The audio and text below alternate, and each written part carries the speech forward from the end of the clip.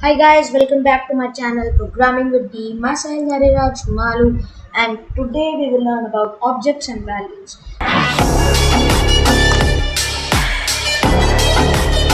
So it means like if when we create a variable a is equals to 1 and a is equals to 2, then when we print their IDs, so this is ID of A and this is ID of B. So these two are different now.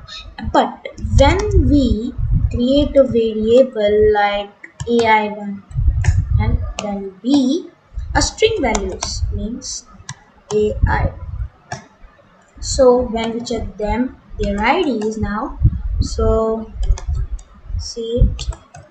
So as you can see in the string, because the strings are always same, that's why it is same. And these were not because their values were not same. So now if we give a number and then check the IDs,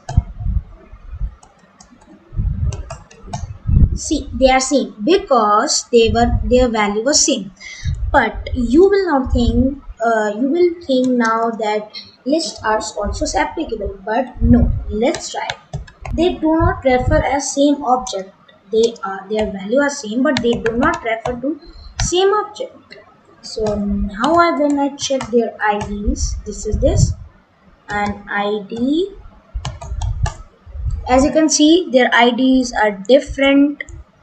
So these are applicable in numbers and string, not lists. So this was all for this video. Till the next video, goodbye.